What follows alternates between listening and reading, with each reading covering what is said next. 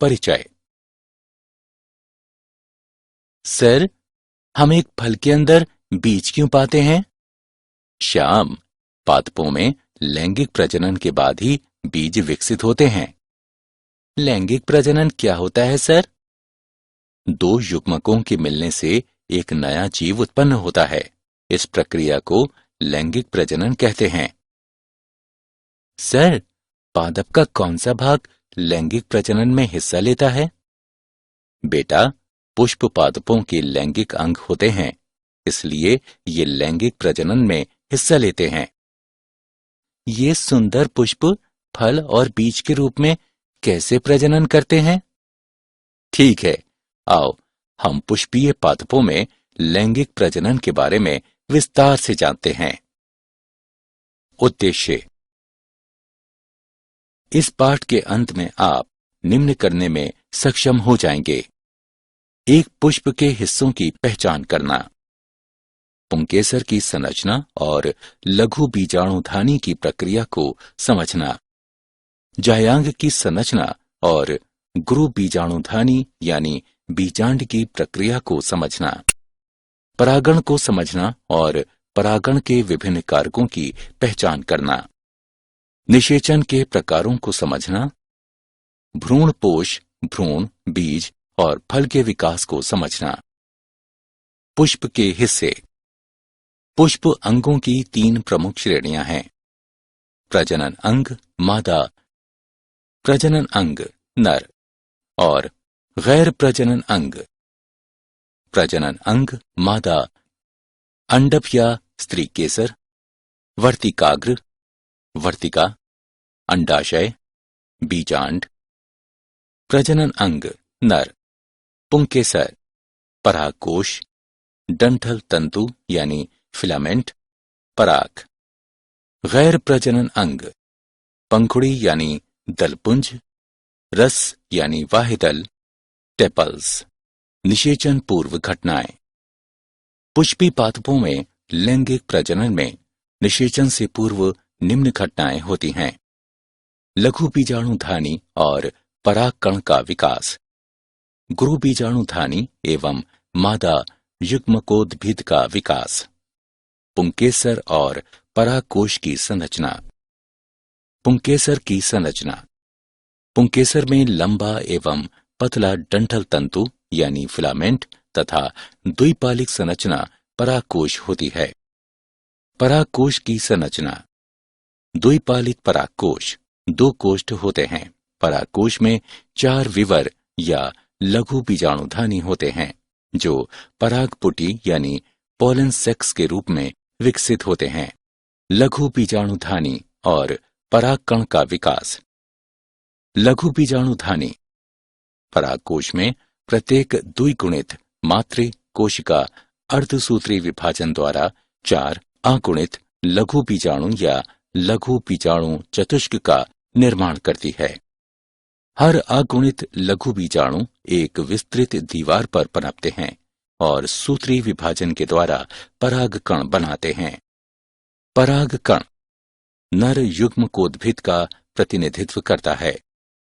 इसमें 2 सतही भित्ति होती हैं, बाह्यचोल और अंतःचोल। बाह्यचोल में रंध्र होते हैं जिन्हें जनन छिद्र कहते हैं। परागकण के परिपक्व होने पर उसमें 2 कोशिकाएं, कायिक कोशिका और जनन कोशिका समाहित होती है। जायांग और बीजांड की संरचना। जायांग। जायांग स्त्री जनन अंग का प्रतिनिधित्व करता है। इसके 3 भाग होते हैं, वर्तिकाग्र, वर्तिका, अंडाशय। इसके अंदर एक गर्भाशयी कोहा यानी कोष्ठक होती है जिसमें एक अपरा यानी नाड स्थित होती है।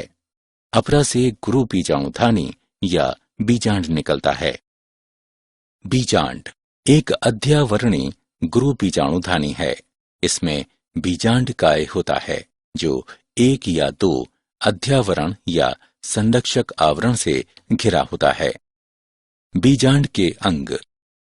बीजांड वृंत, हाइलम यानी फेनिकल, संधि रेखा यानी रेफ, बीजांड काय, भ्रूण कोश, अध्यावरण यानी एंटीज्यूमेंट्स, बीजांड द्वार यानी माइक्रोपाइल और निभाग यानी कैल्चा। गुरु बीजाणु जनन और मादा युग्मकोद्भिद का विकास। गुरु बीजाणु जनन की प्रक्रिया विकसित होते बीजांड के बीजांडकाय के अंदर घटित होती है। एक प्रसूतक कोशिका बीजांडकाय में बीजांड द्वारी शीर्ष पर विभाजित होती है। एक प्रसूतकीय कोशिका बाह्य भित्तीय कोशिका और आंतरिक बीजाणुजन कोशिका में विभाजित होती है। स्पोरारॉग्नोस कोशिका गुरु बीजाणु मातृ कोशिका की तरह व्यवहार करती है। गुरु बीजाणु मातृ कोशिका के अर्धसूत्री विभाजन से 4 गुरु बीजाणुओं का उत्पाद होता है, जिनमें से एक कार्यशील होता है और अन्य 3 अपविकसित यानी अपभ्रष्ट हो जाते हैं।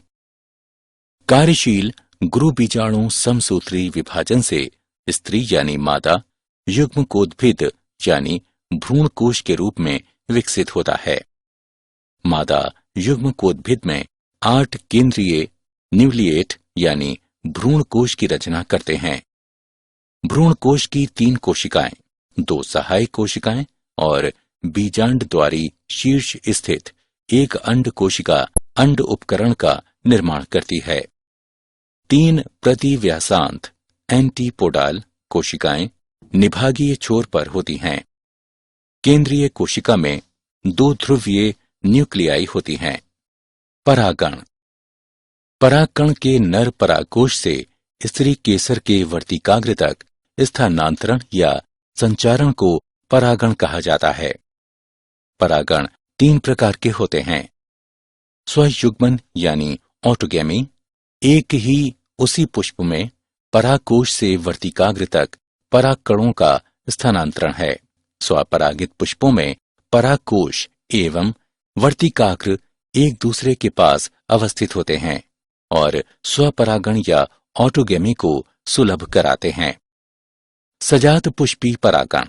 एक ही पादप के एक पुष्प के परागकणों का दूसरे पुष्प के वर्तिकाग्रों तक का स्थानांतरण होता है।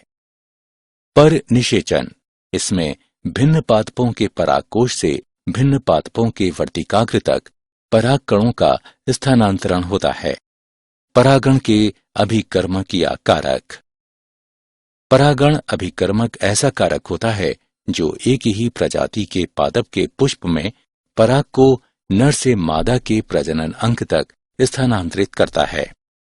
परागण के अभिकर्मक में शामिल हैं वायु, जल, कीड़े यानी कीट, तितली, मक्खी, मधुमक्खी और भृंग आदि, चमगादड़, पक्षी और अन्य पशु। निम्न चित्र परागण में सहायता के लिए गुंजन पक्षी की लंबी पतली चोंच और पतली पुष्पीय नलिकाओं का सह विकास को दर्शाता है। मूल्यांकन। पुष्पों को उनके प्रकारों के अनुसार निम्न तरीके से वर्गीकृत किया गया है। पुष्पीय अंगों को उनके उचित वर्गीकरण के अनुसार मिलान करें। पराग, स्त्री केसर संकर्षण यानी पारस्परिक क्रिया। सुयोग्य परागण द्वारा परागकण किसी जनन छिद्र के माध्यम से एक पराग नलिका उत्पन्न करने हेतु वर्तिकाग्र पर अंकुरित होते हैं। परागकण के तत्व अंडाशय में स्थित बीजाणु बीजांड द्वारी शीर्ष तक पहुंचने के लिए पराग नलिका के माध्यम से गमन करते हैं। इसके पश्चात पराग नलिका तंतुरूप समुच्चय के माध्यम से एक सहायक कोशिका में प्रवेश करती है। दोहरा निषेचन यानी द्विनिषेचन। एक सहायक कोशिका में प्रवेश करने के पश्चात पराग नलिका द्वारा जीव द्रव्य में 2 नर युग्मक अवमुक्त किए जाते हैं। एक नर युग्मक अंड कोशिका की ओर गति करता है और केंद्रक के साथ संगलित होता है। इस तरह युग्मक संलयन पूर्ण होता है। अन्य नर युग्मक केंद्रीय कोशिका में स्थित 2 ध्रुवीय न्यूक्ली यानी केंद्रकी की ओर गति करते हैं और उनसे संगलित होकर त्रिगुणित बनाते हैं। इस तरह इसे त्रिसंलयन कहते हैं। निषेचन पश्च घटनाएं। निषेचन पश्च घटनाओं में शामिल है भ्रूण पोष का विकास, भ्रूण का विकास, बीजांड बीज के रूप में और अंडाशय फल के रूप में विकसित होना। भ्रूणपोष कोशिका बार बार विभाजित होती है तथा एक त्रिगुणित भ्रूणपोष ऊतक की रचना करती है। इन ऊतकों की कोशिकाएं संरक्षित खाद्य सामग्री से पूरित होती हैं और विकासशील भ्रूण की पोषकता के लिए उपयोग की जाती हैं। भ्रूण विकास।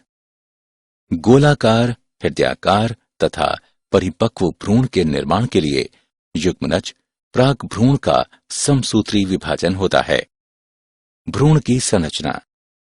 एक भ्रूण में समाहित होते हैं एक भ्रूणीय अक्ष, दो बीजपत्र यानी डाइकोट में और एक एक बीजपत्र यानी मोनोकोट्स में। बीजपत्र के स्तर के ऊपर भ्रूणीय अक्ष की प्रोटीन यानी एपिकार्टिल बीज पत्रोपत्रिक होती है जो प्रांकुर या स्तंभ सिरे पर प्रायः समाप्त होती है। बीज पत्राधार में बीज पत्रों के स्तर से नीचे बेलनाकार प्रोटीन जो कि मूलांत सिरा या मूलज के शीर्षांत पर समाप्त होती है।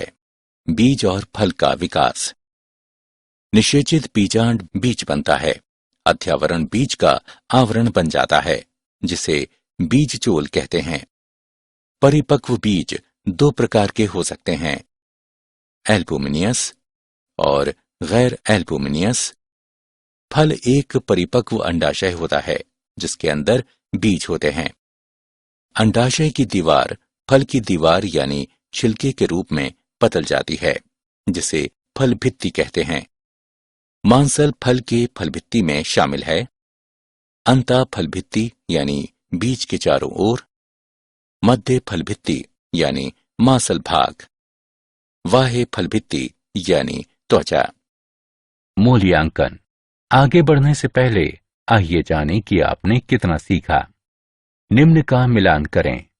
क्या आप जानते हैं परागकणों को शर्करिक विलयन, विलयन की सांद्रता 2% से 20% के बीच में डालकर पराग नलिका के उत्पादन को कृत्रिम तरीके से उत्प्रेरित किया जा सकता है।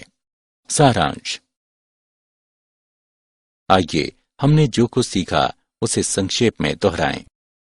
पादप के पुष्प में निहित होता है नर जनन अंग यानी पुंकेसर, मादा जनन अंग यानी स्त्री केसर और गैर जनन अंग। परागकण परागकोश के लघु बीजाणुधानी के अंदर विकसित होते हैं। स्त्री केसर के 3 अंग होते हैं, वर्तिकाग्र, वर्तिका तथा अंडाशय। गुरु बीजाणुधानी प्रक्रिया के बाद एक 7 कोशिकीय एवं 8 न्यूक्लीकृत भ्रूण कोश का निर्माण होता है। परागण एक प्रक्रम है जिसमें परागण परागकोश से वार्तिकाग्र तक स्थानांतरित होते हैं। आवृत्ति बीजी दोहरा निषेचन प्रदर्शित करते हैं क्योंकि प्रत्येक भ्रूण कोश में 2 संलयन, युग्मक संलयन तथा त्रिसंलयन होते हैं। युग्मनज भ्रूण तथा प्राथमिक भ्रूणपोष कोशिका भ्रूणपोष ऊतक गठित करती है। निषेचन के पश्चात अंडाशय फल के रूप में तथा बीजांड बीज के रूप में विकसित होता है।